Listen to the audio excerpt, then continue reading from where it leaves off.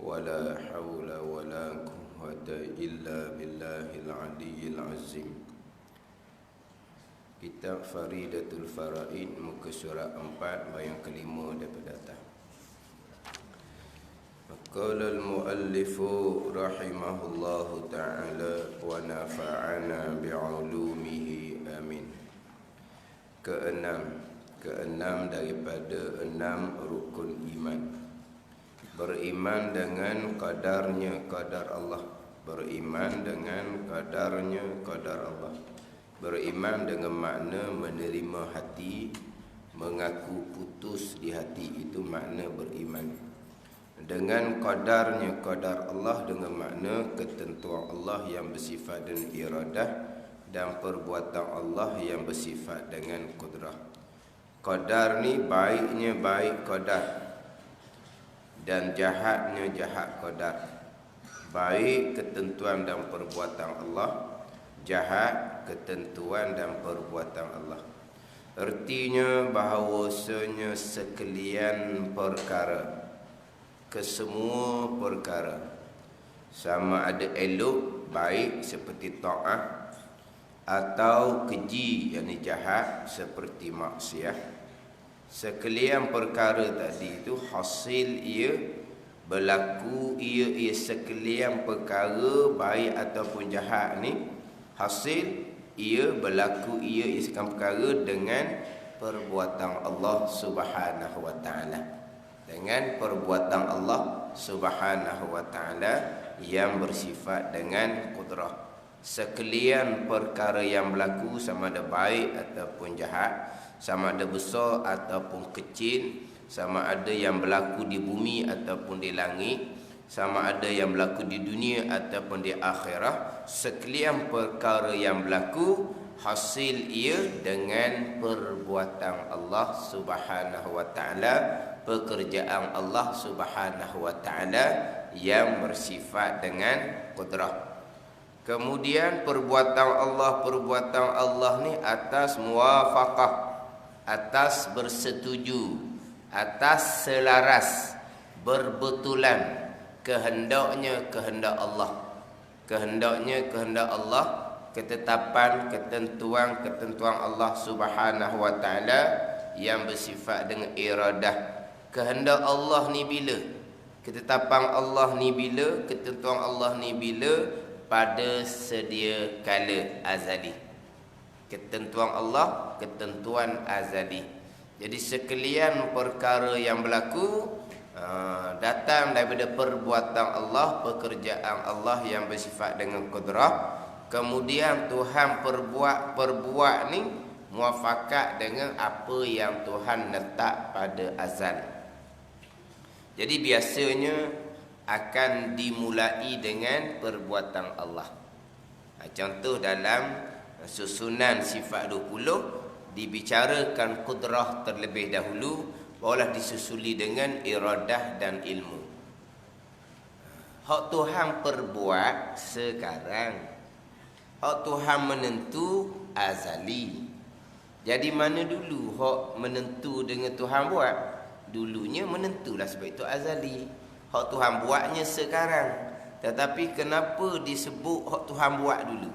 Barulah hak Tuhan buat ni mari mana ni? Tuhan buat sebagaimana hak Tuhan letak pada azal. Jadi kenapa dimulai dengan hak Tuhan buat dulu? Sebab hak zahir di kita ni, hak berlaku ni sekarang ni. Ni hak zahir di kita. Jadi cerita hak zahir ni dululah. Tambahan pula, sebelum bicara sifat qudrah, susunan sifat 20 dibicarakan wahdaniyah. Wahdaniyah, keesaan Allah pada zat, keesaan Allah pada sifat, keesaan Allah pada perbuatan. Keesaan Allah pada perbuatan. Jadi sebut keesaan ni pada perbuatan. Jadi apabila sebut keesaan pada perbuatan, kesemua perbuatan yang berlaku adalah hasil daripada perbuatan Allah jua. Tidak ada perbuatan yang lain selain dari perbuatan Allah Subhanahu wa ta'ala. Dan wahdaniyah, keesaan pada perbuatan, disusuli dengan kudrah lah. Sebab nak cerita hak Tuhan buat dulu. Hak Tuhan buat dulu. Serta tadilah Hak zahir depan mata kita adalah hak Tuhan buat sekarang. Jadi cerita zahir dulu lah. Hak Tuhan buat sekarang. Kemudian Tuhan buat ni tanpa ada ketetapan ke, tanpa ada ketentuan ke, tanpa ada susunan ke. Tak, Tuhan buat selaras dengan ketetapan, ketentuan, susunan Allah pada azal. Allah yang bersifat dengan iradah. Baru lagi pada ketentuan Allah. Walaupun sebenar antara perbuatan Allah dengan ketentuan Allah, ketentuan hak azali, hak Tuhan buat sekarang. Kenapa tak cerita hak azali dulu? Kita cerita hak nampak dulu. Ni hak berlaku sekarang ni perbuatan Allah. Hak berlaku sekarang ni perbuatan Allah. Nak ambil daripada tadilah wahdaniyah, keesaan pada perbuatan. Keesaan pada perbuatan. Cerita perbuatan dulu. Semua perbuatan yang berlaku hanyalah datang daripada perbuatan Allah Subhanahu wa taala.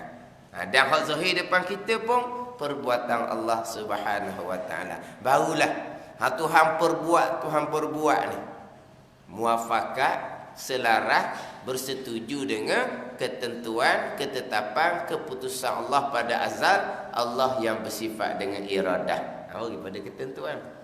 Kemudian Allah menetap ni iradah selaras dengan ilmu. Sifat yang ke-9, sifat ilmu.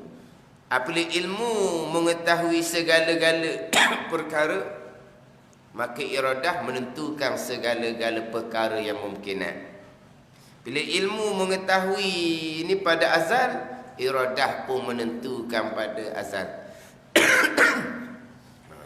Jadi bila ilmu mengetahui segala-gala, iradah menentu sekalian perkara yang mungkinat. Ilmu mengetahui ni bila, ilmu mengetahui sedia kala, maka iradah pun menentukan sedia kala juga. Ini susunan sifat 20. Cuma nak sebut di sininya, dimulakan dengan perbuatan Allah hak zahir. Barulah pergi kepada susunan Allah, ketetapan keputusan Allah pada azal, Allah yang bersifat dengan iradah. Kemudian pembicaraan hak lalunya adalah berkaitan dengan ketentuan yang jahat. Ketentuan yang jahat. Kemudian pergi kepada pembicaraan dalam ilmu tasawuf berkaitan dengan ketaatan hati, redha dengan qada Allah. Redha dengan qada Allah hak minggu lepas. Yang mana redha dengan qada Allah ni, ini bukan cerita bab pegangan, ini cerita bab ketaatan hati. Tetapi dalam kitab Faridatul Faraid kita ni, di pembicaraan iradah perkara yang jahat, didatangkan berkaitan dengan redha dengan qada Allah Subhanahu wa taala di muka surat 8. Tengok hari. Hak berkaitan dengan tiada harus baginya redha dengan maksiat, dan jika ada ia maksiat dikehendaki oleh Allah sekalipun, daripada pihak keadaan jadi tegah daripadanya, kerana bahawasanya redha dengan maksiat itu maksiat pula, dan wajib redha dengan maksiat daripada pihak keadaannya ia dikehendaki dengan Allah Subhanahu wa taala, kerana bahawasanya redha dengan hukum Allah, ketetapan Allah, keputusan Allah. Ada sebut dalam kitab kita ni, walaupun kitab kita ni tauhid, dia pergi kepada pembicaraan redha dengan qada Allah Subhanahu wa taala, termasuk qada yang jahat. Kemudian dalam kitab Penawar bagi Hati, tu kitab tasawuf. Pembicaraan dalam kitab Penawar bagi Hatinya, sifat mahmudah yang ke-9. Daripada 10 sifat mahmudah adalah redha dengan qada Allah Subhanahu wa taala. Kemudian didatangkan satu perenggan pembicaraan dengan qada Allah ni termasuk kufur dan maksiat. Itu qada Allah, kufur dan maksiat. Jadi redha dengan qada ni bukan dengan qada baik. Redha dengan sekalian qada Allah. Redha dengan sekalian qada Allah. Bukan hanya kata redha dengan qada yang baik-baik, bukan. Sekalian redha dengan silang qada Allah, maka qada Allah ni merangkumi hak jahat, kufur dan maksiat. Jadi macam mana kita nak redha, nak terima hati akan perkara kufur dan perkara maksiat? Walhal kita wajib redha. Dia pun bagi dua pihak, dua sudut yang kita panggil dua aspek. Ni kena faham molek ni. Kita sebut minggu lepas lah. Hak mengetahui berkaitan dengan sifat mahmudah yang 10, yang ke-9 redha ni adalah fardu ain. Kemudian kita nak semar pula di hati kita akan redha ni, ini amal fardu ain. Mengetahui apa makna redha dengan qada Allah, itu ilmu yang fardu ain atas kita mengetahui. Kemudian kita wajib kena semarkan sifat redha di hati, itu fardu ain pada amal. Jadi kalaulah kita redha dengan qada Allah ni, kita jelas tak jelas, maknanya kita tak luluh lagi ilmu fardu ain. Kata macam mana kita nak bersifat dengan sifat mahmudah, redha hak fardu ain kita semar dalam hati kita ni?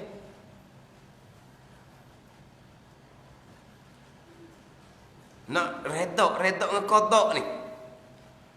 Kemudian minggu lepas saya disebut berkaitan dengan redha dengan qada yang buruk-buruk. Jadi dia gini. Hak baik, hak manis-manis qada Allah tu tak cerita dah tu dah. Lebih daripada redha lah kitanya. Kita tak redha. Hak baik-baik Tuhan beri ada ilmu. Tuhan beri ada ilmu, bapalah Tuhan beri ada ilmu susah kitanya. Nak kena royak kat orang pula, bapalah Tuhan qada kita ada ilmu. Ada kita? Tak lah, pelik tu. Dah iyalah dah ada ilmu besarlah tanggungjawabnya. Bapalah Tuhan tak qadakan ilmu qada-qada amal diri je. Kalau ilmu ada qada untuk amal diri je, daklah besar tanggungjawab. Bapa Allah qada ilmu jadi banyak pula tanggungjawabnya. Ada tak? Tak redha benda kita. Ataupun kita kata Tuhan qadakan hak manis-manis. Hak nikmat-nikmat, hak manis-manis lah. Tuhan qada banyak harta contohnya. Tak redha? Bapalah Tuhan qada banyak harta, kena soal banyak di hari akhirat kayak gini. Soal harta tu mari daripada mana? Harta tu tasarruf guna ke mana? Bapalah Tuhan qadakan jadi banyak harta. Ada? Ada tak? Jadi kalau kira iyalah tu. Dan banyak harta, panjang pembicaraan. Dibicarakan harta tu mari daripada mana? Guna ke jalan mana? Tapi tak ada lah timbul tu dah. Ataupun Tuhan qadakan tu harta banyak, Tuhan qadakan anak banyak. Tak panggil banyak lah, anak ramai. Tuhan qadakan anak ramai. Turun ni. Bapalah Tuhan qada anak ramai. Gitu. Beriok. Beriok. Apa? Standby apa pun. Jalan tu jujur. Allah kecil-kecil apa? Beriok lepas tu standby apa enggak? Berende. Ya kalau nak ramah tu kan kali jalan kau ni. Kan beriok bawah tu. Dia panggil mana? Dia kata macam anak itik. Jujur tu. Hak tu hak nikmat lah kita kata. Ada. Bapalah Tuhan qada anak ramai. Susah nak tanggung. Lepas tu pula susah nak jaga. Learning macam-macam kan jadi kan. Bapalah Tuhan qada anak ramai. Tak ada kata dah. Itu memang hak kita nak. Hak orang nak lah. Hak orang tambuh disekat awal-awal dah. Tak ada keluar laginya disekat awal-awal dah tambuhnya waktu tu. Disekat awal-awal dah. Akhirnya mak seorang, ayah seorang, anak pun 2 orang. Mati mak dengan ayah, ganti 2 orang juga. Mati 2 orang, ganti 2 orang. Lepas tu nak bertambah macam mana umat? Hak berat laginya mak ayah 2 orang, anak seorang. Mati 2, tinggal seorang. Kau sikit tau.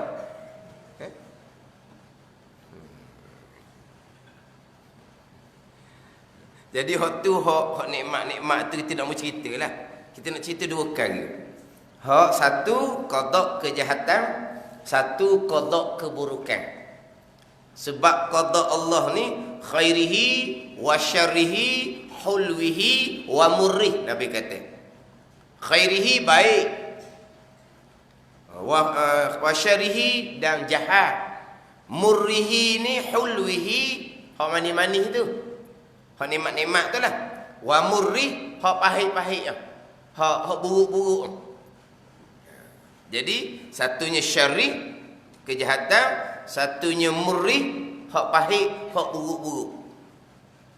Hak buruk-buruk saya sebut dah minggu lepas.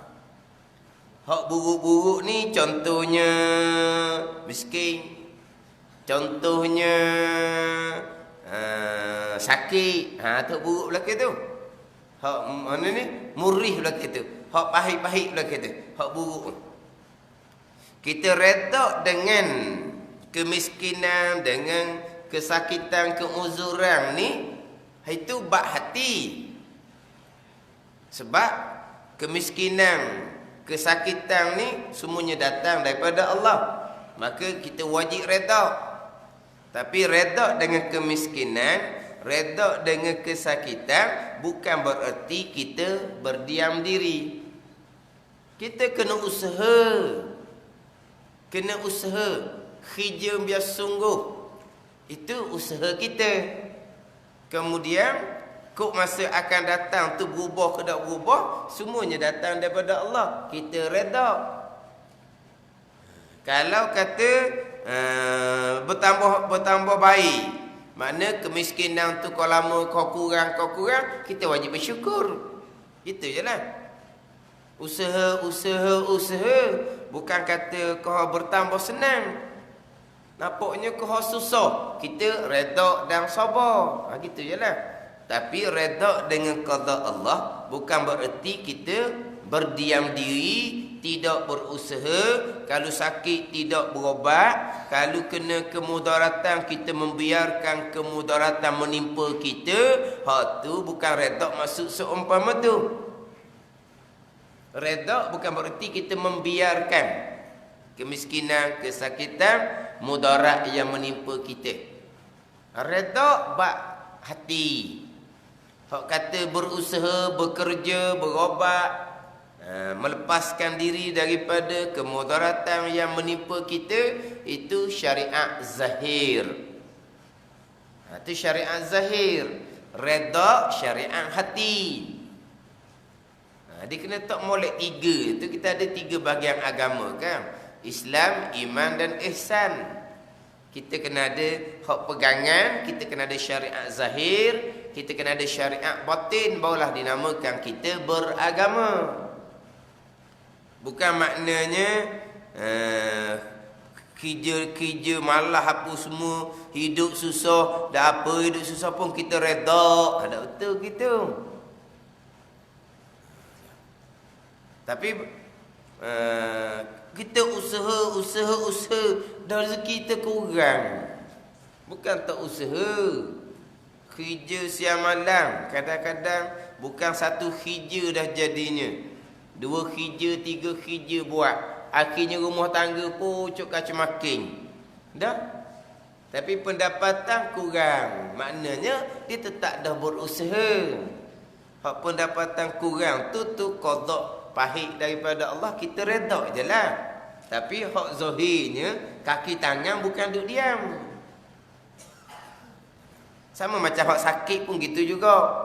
Kita reda dengan ujian sakit kita tu. Lepas tu reda dengan bahawa kita tak berubat. Tak. Berubat tu syariat zahir. Kita berubat boleh pahala. Nabi perintahkan fatadawau, maka hendaklah kamu berubat. Itu syariat zahir. Berubat boleh pahala. Dalam berubat kita tawakul kepada Allah, boleh pahala. Sembuh kita syukur, boleh pahala. Tak sembuh kita sabar redha, boleh pahala, bukan pahala sunat, pahala wajib. Ni kena faham molek ni. Pembahagian agama Islam, iman dan ihsan. Sama contoh macam saya melepas lah. Kita ditipu oleh orang. Kita kena mempertahankan hak kita. Kita kena lawan balik penipuan dia tu. Usahakan supaya kita dapat semula hak kita yang ditipu oleh orang. Tapi hati kita tenang sebab kita redha ujian daripada Allah tu. Tapi hak syarat zahirnya tu hak kita kena mempertahankan. Macam contoh yang lepas saya sebutnya, contohnya kita ada berlawan, maka ada menang, ada kalah. Tiba-tiba kita kalah ni kerana penipuan. Kalah kerana penipuan. Kalah kita redha. Kemudian kalah dengan penipuan ni kita kena lawan baliklah penipuan dia yang dilakukan tu. Tak redha dengan qada Allah ujian tu. Tapi bukan makna kita berdiam diri dengan penipuan yang dilakukan. Kita mesti menyuarakan, kita mesti berusaha supaya kekalahan kita dengan penipuan tu kita boleh lawan balik biar jadi menang semula. Dah masa kalah tu tak redha ke? Redha. Dah sebab apa? Lawan balik sebab itu hak kita menang dengan penipuan. Kita kena mempertahankan hak kita. Kita lawan balik tak makan juga. Kita kekal redha. Kita kekal redha kita dengan sekalian qada Allah Subhanahu wa taala. Tapi kena faham, redha dengan qada Allah keburukan, contoh tadi penipuan apa semua tu, bukan berarti kita berdiam diri. Kita mesti menyuarakan dan kita mesti kena ambil tindakan supaya penipuan tu dapat kita lepas. Penipuan tu mudah-mudahan jadi menang semula kita, contohnya. Itu adalah syariat zahir. Hak bab redha ni syariat batin. Itu hak berkaitan dengan perkara yang murrih, hak pahit. Perkara hak pahit, contoh tadilah miskin, sakit, tu perkara yang buruk. Hak kita nak kena amati satu laginya, perkara yang jahat, kufur dan maksiat. Sebab rukun iman yang keenam, baik buruk ni, dia kadang-kadang baik jahat tau. Ada kadang-kadang baik buruk. Ketentuan dan perbuatan Allah. Ada orang hak buruk ni tadilah miskin, sakit, dia beriman, datang daripada Allah. Tapi tak masuk kufur dan maksiat. Tak masuk tu. Kufur maksiat ni benda berdosa, benda salah. Dia miskin sakit ni bukan benda berdosa, bukan benda salah, tu ujian. Ke miskin berdosa? Sakit berdosa. Jadi hak dia berimannya baik buruk ni, buruk contohnya miskin sakit. Dia tak pergi kepada hak jahat, kufur maksiat. Kufur maksiat tu benda salah, benda berdosa tu, benda Tuhan suruh cegah tu. Takkan Tuhan tentukan buat juga benda jahat. Dia tak masuk tu. Kalau kitanya baik jahat, manis pahit, semuanya ketentuan dan perbuatan Allah.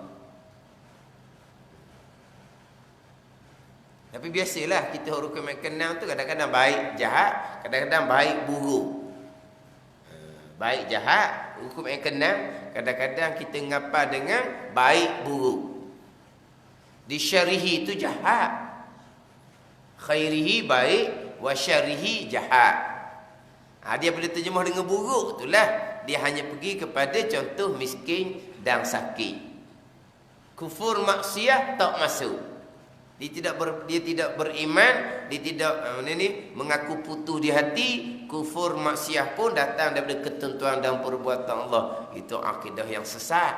Akidah yang terpesa Mu'tazilah tu. Jadi hak buruk, hak pahit, hak murih ni tu mudah sikit. Cuma kitanya reda dengan qada yang buruk yang pahit, bukan bererti kita berdiam diri. Bukan maksud situ. Kita nak pergi kepada hak jahat, qada Allah yang jahat.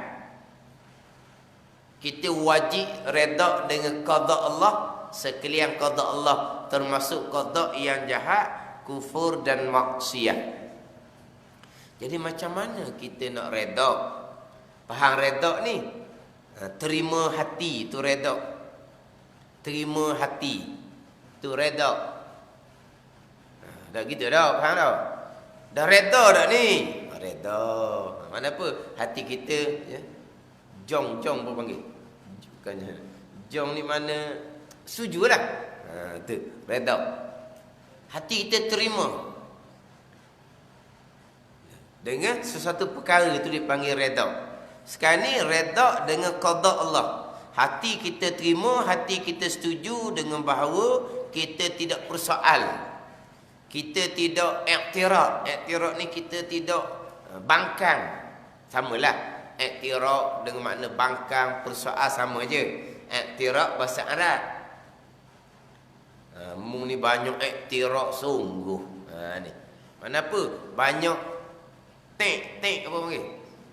Tek tau. Banyak tek kot. Banyak soal, ni banyak bakang ni. Tak setuju belaka ni. Ada orang nyakit gini. Dia kerja dia bakang je.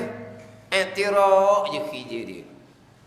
Orang nawak ni dia iktiraf. Orang nawak ni dia iktiraf. Lepas tu dia ada tak cadangan? Tak ada. Dia tunggu nak iktiraf je. Dia tunggu nak iktiraf je.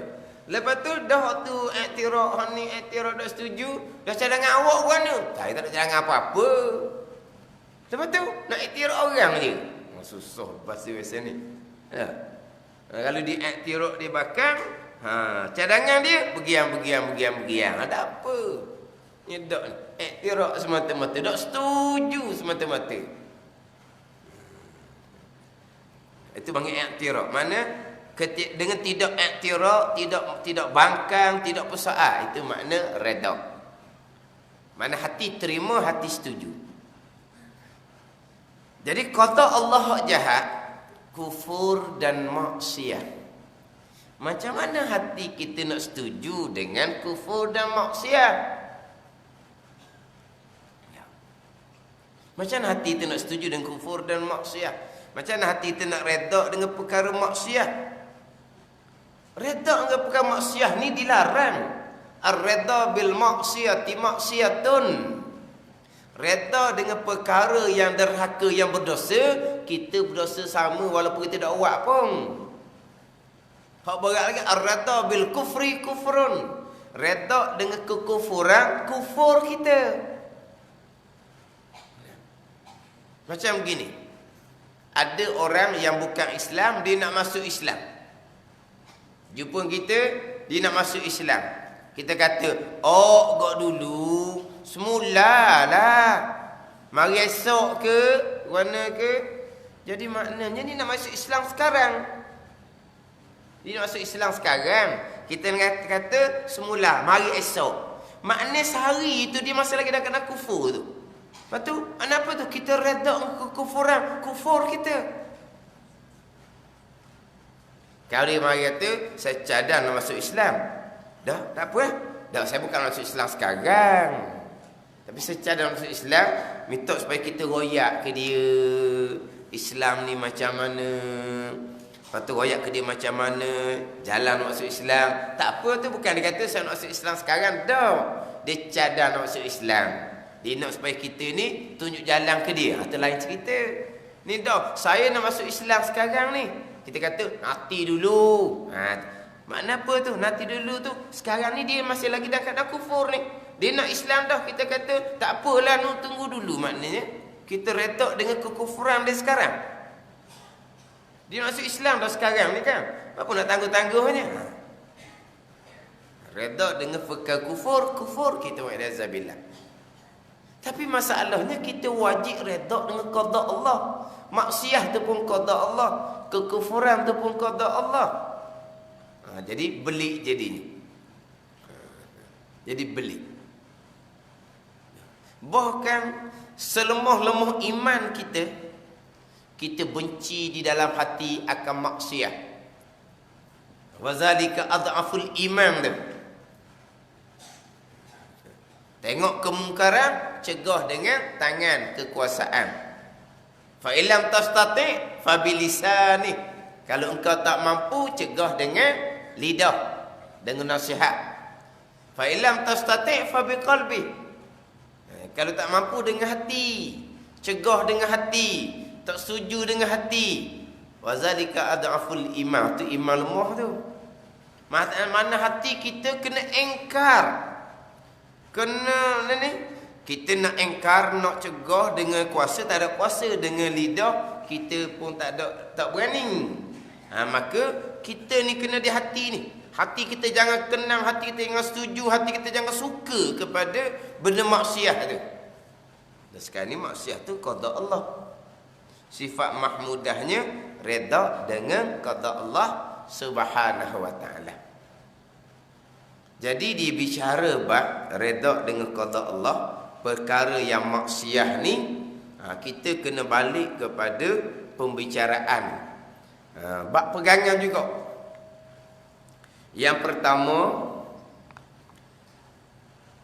perkara jahat adalah ketentuan dan perbuatan Allah. Itu pegangan kita, rukun iman yang keenam. Kita ahli sunnah wal jamaah wajib kita isbatkan, letakkan di akidah kita ada pilihan dan perbuatan. Walaupun pilihan dan perbuatan tu hakikinya tetap duduk di bawah rukun iman yang keenam sekalian, ketentuan dan perbuatan Allah, termasuk diri pilihan, termasuk diri perbuatan kita. Sebab sekalian perkara, ketentuan dan perbuatan Allah, termasuk pilihan kita pun ketentuan dan perbuatan Allah, usaha kita pun ketentuan dan perbuatan Allah. Tapi walaupun macam mana kita di sunnah wal jamaah, ayat-ayat Quran banyak menyandarkan perbuatan kepada kita. Ayat-ayat Quran menuju surahan tu kepada kita. Ayat 7 suruh solat kepada kita. Ayat 7 suruh puasa kepada kita. Ayat 7 suruh taat pun kepada kita. Ayat larangan perkara-perkara maksiat pun tuju pada kita. Jadi kalau suruhan larangan ni tuju kepada kita, kita mesti berpegang, ada peranan jugalah. Kalau kita tidak berpegang, kita ada pilihan dan perbuatan, Allah perintah sembahyang oleh kamu. Kamu mana? Kita. Dah kita tak ada apa satu ni. Suruh apa kitanya? Tu. Bercanggah dengan ayat. Maka oleh kerana ayat menuju suruh kepada kita, ayat 7 larang pun kepada kita, maka kita wajib berpegang ada pilihan dan ada perbuatan. Walaupun pilihan dan perbuatan tu tetap duduk di bawah sekalian perkara rukun iman yang keenam. Sekian perkara adalah ketentuan dan perbuatan Allah Subhanahu wa taala. Jadi kita dua perkara. Yang pertama, perkara jahat adalah ketentuan Allah Subhanahu wa taala dan perbuatan Allah Subhanahu wa taala. Yang kedua, pegangan kitanya, kita wajib isbatkan di akidah kita ada pilihan, kita ada perbuatan. Maknanya kita yang memilih melakukan kemaksiat dan kita yang usahakan perkara yang maksiat. Ni dua ni pegangan kita ni. Satu perkara jahat ketentuan Allah. Satu laginya perkara jahat tu datang daripada pilihan kita dan datang dari usaha kita. Kan gitu? Ini akidah kita. Jadi bab redha ni kena ambil situ juga. Jangan lari daripada dua tadi. Perkara jahat ketentuan Allah. Perkara jahat pilihan dan perbuatan kita. Faham tak? Dia kena ambil situ. Kalau dia ambil situ, ambil dua perkara ni, payah kita nak faham. Redha dengan qada jahat ni. Redha dari sudut mana, tak boleh redha dari sudut mana. Sebab perkara jahat ni Satu sudut wajib kita reda, satu sudut haram kita reda. Satu benda je ni. Satu benda maksiat, satu benda jahat. Dari satu sudutnya wajib kita reda, dari satu sudut yang lainnya di masa yang sama haram kita reda. Kena faham boleh ni. Sebab wajib dengan haram ni. Satu wajib reda, tak reda berdosa. Satu pula haram reda, wajib benci. Jadi dua perkara ni lain-lain tu. Satu sudut wajib reda, tak reda berdosa. Satu sudut benda yang sama ni, sudut yang lain maksiat yang sama. Maksiat yang sama. Dari sudut yang lain haram kita reda, wajib kita benci, wajib kita cegah kalau kita mampu. Satu benda maksiat, satu perkara, bukan dua perkara di sini, bukan satu perkara. Satu sudutnya wajib reda, berdosa kalau tak reda. Satu sudutnya wajib benci, wajib kena benci. Bukan sunat-sunat, tapi dari sudut yang berbeza pada satu maksiat, pada satu perkara. Jadi antara dua ni kita kena ambil tadi. Perkara jahat ni, satunya perkara jahat ketentuan Allah, satunya perkara jahat yang berlaku adalah pilihan dan perbuatan kita, ikhtiar dan usaha kita. Ini hak akidah. Lepas tu baru nak pergi pada hak reda tu, hak tasawuf. Dari sudut perkara maksiat yang dilakukan ni adalah ketentuan Allah. Dari sudut ketentuan Allah tu wajib kita kena reda, jangan persoal. Contohlah kita kata buat contoh je ni. Tak okeylah perkara jahat tu sama ada kita lakukan, anak kita lakukan. Buat contoh je. Mana perkara maksiat dilakukan oleh hamba, oleh manusia. Umumlah manusia ni kita sendiri ke, anak kita ke, saudara mara kita ke, ni orang yang kita kenal ke, tak kira lah. Kita contohnya anak kita buat benda maksiat. Anak kita buat benda maksiat. Nak contoh ke apa? Hak contoh ujian besar lah kita kata. Hak anak, hak jenis main dadah. Tak? Senang macam gitulah. Ni ujian besar. Yelah, hak ni benda yang berlaku dalam masyarakat. Ni. Main dengan dadah. Itu maksiat, derhaka. Dari sudut dadah dia itu adalah qada ketentuan Allah, kita wajib reda lah. Wajib reda, jangan bersoal. Bapalah hak ni seorang Tuhan pergi qadakan jadi dadah. Dia nak bersoal lah. Bapa hak lain molek-molek belaka. Bapa hak ni seorang ni Tuhan buat gitu. Jangan bersoal. Kerjaan Allah Ta'ala wajib kita reda. Dari sudut ketentuan Allah, hak main dadah tu. Dari sudut dia main dadah tu pilihan dan perbuatan dia pula. Haram kita reda, wajib kita benci, wajib kita cegah kalau kita mampu nak cegah. Dari sudut main dadah tu pilihan dan perbuatan dia. Walaupun hakikinya pilihan dan perbuatan dia pun batang daripada qada Allah juga. Iyalah. Tapi kita pandang dari sudut main dadah tu pilihan dan perbuatan dia, haram kita reda, wajib kita kena benci. Tapi dari sudut dadah tu datang dekat ketentuan dan perbuatan Allah, siapa kita tak mahu reda? Siapa kita tak mahu reda? Kita kena terimalah. Itu ujian daripada Allah Subhanahu wa ta'ala. Kita terima.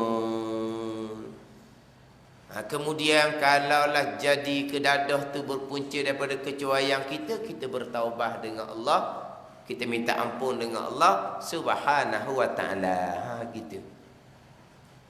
Tapi nak reda dengan qada, Kemudian nak benci hati dengan maksiat ni, hak ni bergantung kepada iman masing-masing. Hak ni cerita dipanggil cerita secara teori. Siapa masa nak redha dengan ujian Allah ni, kekuatan masing-masing. Kekuatan iman masing-masing. Nak redha ke, nak syukur ke, nak sabar ke, ini bergantung kepada iman masing-masing. Sebab sahabat mengaku beriman. Nabi pun tanya, apa alamat, ma alamatu imanikum? Apakah tanda, apakah alamat kamu beriman? Sahabat pun jawab, nashkuru alal ghaha wa nasbiru alal bala wa narda bimawaqi'il qada. Kami syukur atas nikmat, kami redha atas, kami sabar atas ujian. Wa narda bimawaqi'il qada, dan kami redha dengan berlakunya qada Allah Subhanahu wa taala. Kami redha, kami syukur atas nikmat Allah, sebab nikmat datang dari Allah. Kami sabar atas ujian Allah, sebab ujian pun datang daripada Allah. Kami redha, kami terima hati akan perkara yang berlaku yang datang daripada Allah. Maka Nabi berjawab, mukminun wa rabbil Ka'bah. Ini betul-betul orang yang beriman. Sebab apa? Sebab ada syukur, ada sabar, serta ada redha, wa narda bimawaqi'il qada. Jadi nak mari redha kewajipan kita ni mari daripada iman. Sama juga nak mari syukur, nak mari sabar. Kadang-kadang kita tak syukur dengan nikmat kan? Sebab apa? Sebab iman kita lemah. Kadang-kadang kita tak sabar kan atas ujian sebab iman kita lemah. Sama juga kadang-kadang kita tak redha dengan perkara yang berlaku. Kena wajib redha, wajib terima dari sudut ketentuan Allah. Dari sudut pilihan dan perbuatan, haram redha. Satu benda yang sama, satu perkara yang sama, satu maksiat yang sama. Wajib redha, haram redha dari sudut yang berbeza. Gimana? Ini kata secara teori, secara letak. Siapa masa nak mari redha ke tidak, nak mari benci, nak mari tak kenal kepada maksiat, itu bergantung pada iman masing-masing. Yalah, kadang-kadang benda maksiat hati kita setuju. Hati kita kenal, hati kita tak benci. Bukan kadang-kadang orang yang tak kenal pada maksiat, kita benci pula ke dia. Contoh ni, tapi tak tahulah dalam hati. Dalam hati masing-masing. Yelah, kadang-kadang mak ayah, ya kadang-kadang ayah pakai piyah no, sebab ayah haji. Mak pakai tudung. Mak pakai tudung. Tapi anak hok dibawa, kadang-kadang pakailah tudung kecil. Lepas tu baju ketat, seluar ketat. Kadang-kadang kepala pun tak tudung. Kadang-kadang kepala tudung ambil syarat, tapi baju seluar macam mana? Mak ayah kapiah, ayah haji. Mak pakai tudung. Tapi kita nak kata kadang-kadang mak ayah dekat nak belebel dah. Dia kan nak belebel dah. Dan lepas tu dia tak mau pakai biar comel, tambuh. Lepas tu bawa orang dia. Bawa dia lagi dia. Bawa nak ajak keluar makan tu kok. Bukan ajak keluar kerana nak menyelamatkan nyawa. Kalau ajak keluar kerana nak menyelamatkan nyawa, tu tak betul-betul aurah pun kita kena keluar juga sebab nak menyelamatkan nyawa. Ni setakat nak ajak pergi maiding sabasung, mana dia bawa? Nampak benda nak bawa. Mu nak pergi boleh, pakai molek. Tak boleh pergi. Apa? Boleh nak pergi beli je. Bukan nak menyelamatkan nyawa ni. Tapi kenapa bawa juga? Hati mana tu? Beci ke tak beci tu? Ke mana? Oh, nak buat warna lah. Hak tu semula je nak puas, hak lain laki belaka gitu.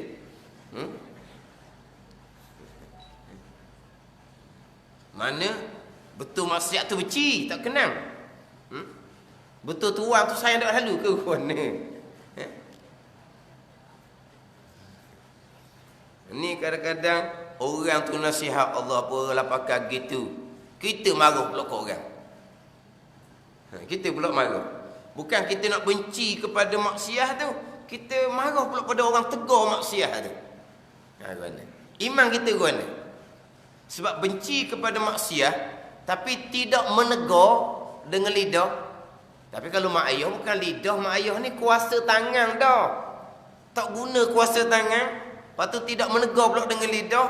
Hati pula tak benci. Benci tu lemah iman.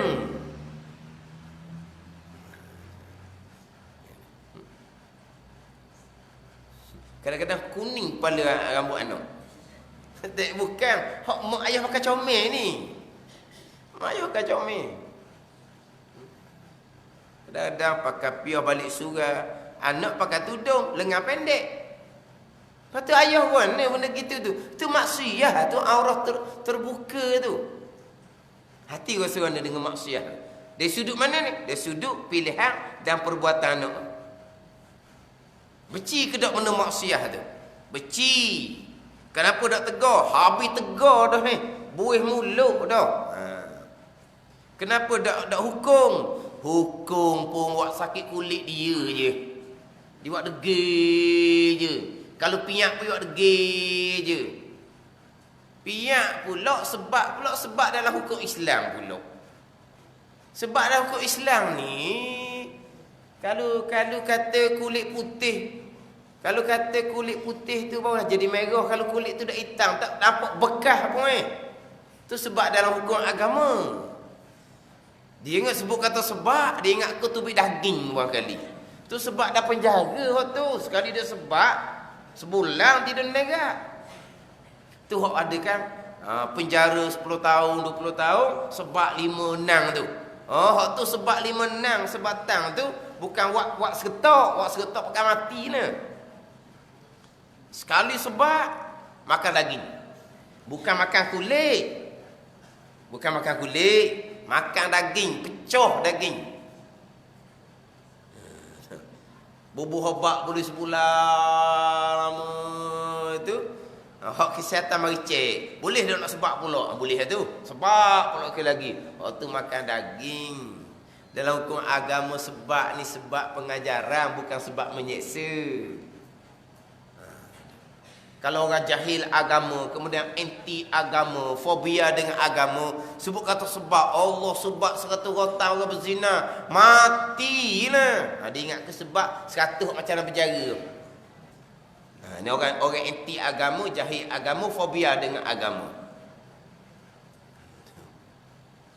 Jadi kita macam sebab anak piang anak tu, pukul yang tidak melukakan, tidak menyakitkan. Kalau budaknya ni degil, dia tahu dah mak ayah ngaji. Sebab. Okay, sebab.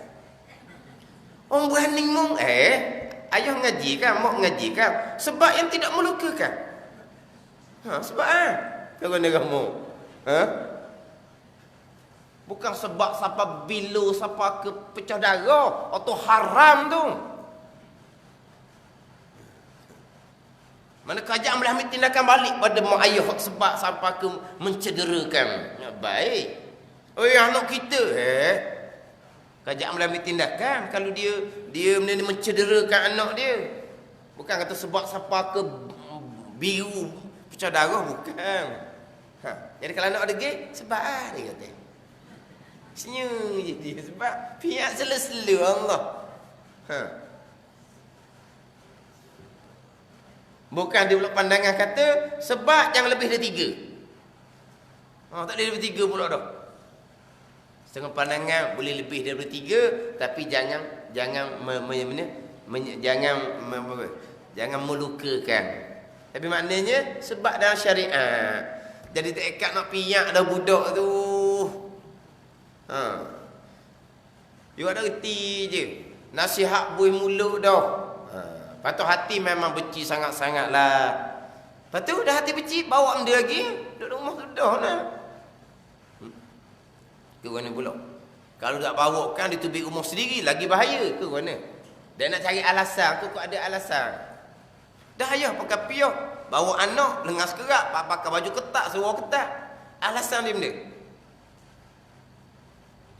Ambil tindakan, dah habis dah. Nasihat pun habis dah.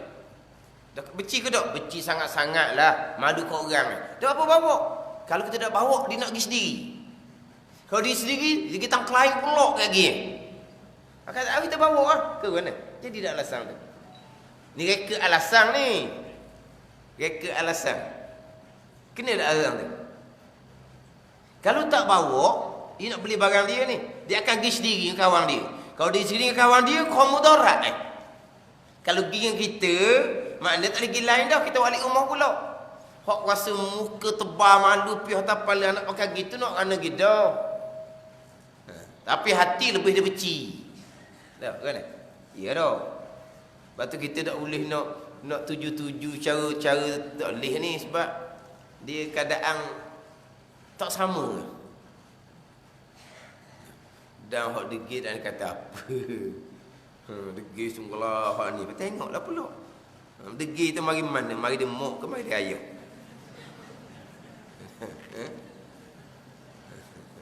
Kalau budak tu degil, cuba kita tanya tok motok ki. Tanya tok motok ki. Apalah kita degil sangat tok motok ki? Ayah kita degil ke? Mok kita degil? Bergil dia mung lagi. Ada benda kan? Patut pun degil sangat anak. Nampak ngemuk punya dia degil juga. Lah kita dah kata mungkin benci tu benci tapi tak ada arah. Nak kan? Tak ada arah. Jadi tapi kalau hati tak benci dengan maksiat, dia sudut pilihan dan perbuatan dia ada iman lah.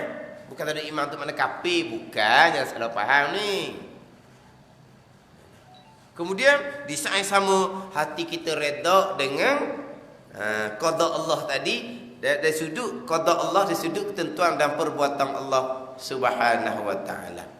Mana walaupun warna-warna peperangan dia, kita redha, kita sabar, kita tenang hati, tidur malam pun jendera molek. Sebab apa? Hati kita redha. Habis cerita.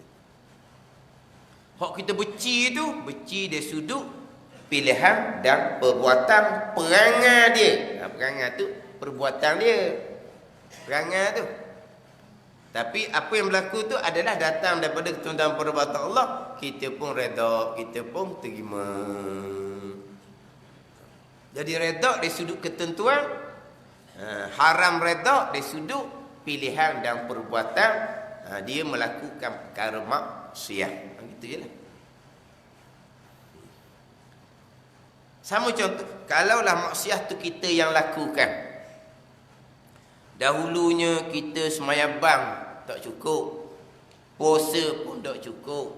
Itu semua qada Allah Subhanahu wa taala. Maka kita pun redha. Kita tak bersoal qada Allah Subhanahu wa taala tu. Jangan kita bersoal pula apa Allah qadakan dulu tak sembahyang, Allah qadakan dulunya tak puasa. Allah lah ni berat nak kena qada semula. Rohok, penat, nak kena qada semula. Apa kita nak soal gitu qada Allah? Dah yelah learning berat apa? Nak sampai qada. Siapa ke main sunat pun tak boleh. Jadi kalau main sunat rajin ke tak? Oh, nak sangat Dan kalau qada, apa malah pula Yelah, main sunat kita nak, qada kita malah. Ni tak nak jawab kita pun. Kau dijawab kita ni kalau bak semayang Allah. Semayang hak 5 waktu tu pun biu. Lain cerita hak tu. Kita nak qada warna. Hak hak hari-hari ni pun nak lajak, nak habis waktu semua. Hak 5 waktu ni pun tak nak lekat. Nak qada warna. Tu mungkin ada jalan juga. Mana nak qada? Dah gitu kok. Nak mikir qada warna kena mikir biar tetap oleh waktu dulu lah. Sikit-sikit slow-slow lah. Nak mikir hak qada warna, Hak 5 waktu sekarang pun lekat tak lekat, ambil kira tu dulu. Hak biasa berlaku, hak sungguh bab qada ni, Allah apalah mana dia sungguh hak qada sebab nak main sunat. Oh tu. Mana dak cerdik sangat tu. Dak cerdik sangat. Semai sunat pahala sunat. Semai qada pahala wajib. Dah pahala wajib pun kita nak main sunat retik. Erti lah kata. Awak semayang sunat 70 rakaat baru sama dengan qada 1 rakaat. Yang tapi nak main sunat tu buat apa? Qada 1 rakaat bukan qada 1 waktu. Subuh 2 rakaat, zuhur 4 rakaat. Qada 1 rakaat sama pahala dengan sembahyang sunat 70 rakaat. Pasti yang terbaik nak main sunat 30 bulan. Nak sunat retik tak ada retik-retik dah wajib banyak ni.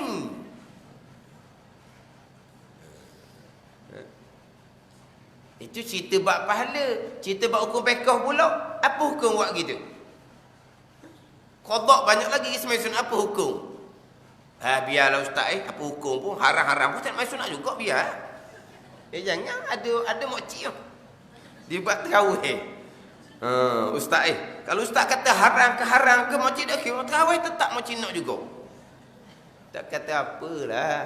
Bukan budak-budak ni mokcik. Nak tarawih juga. Dalam kitab kata haram, biar haram pun nak juga tarawih. Bulan Ramadan je lah tak ada dah. Tu. Tak ada nak kata apa lah tu. Degi dah lalu tu degi pok. Tak tahu dah degi pok. Orang panggil degi pok. Budak ni degi pok. Jangan begitu wali dahauk tu degi buang kali tu. Apa degi pok. Balhak kita semai qada tu pahala wajib. Boleh pahala semayang 1, boleh pahala taubah 1 pula.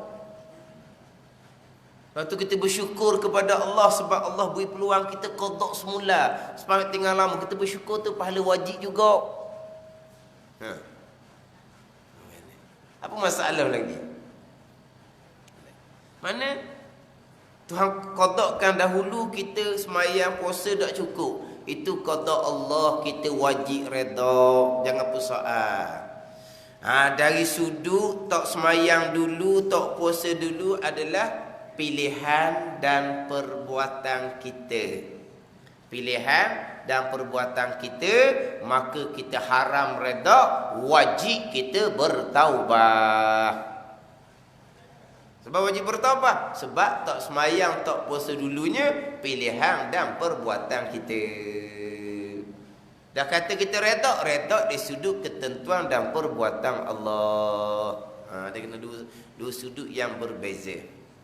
Pada satu perkara maksiat. Mana? Ini kena molek lah. Kena molek dalam bab ni. Ini semua asas-asas belaka ni. Asas pada agama kita belaka ni. Bukan hak lebih-lebih, bukan tinggi-tinggi dah Allah tingginya, tak ada. Ini cerita ilmu asas je, ilmu permulaan Ilmu fardhu ain, tak ada ilmu tinggi-tingginya. Tapi kita nak cerita mudah bab hak redha dengan qada Allah ni, kita kena mari daripada pemahaman kita dalam bab pegangan.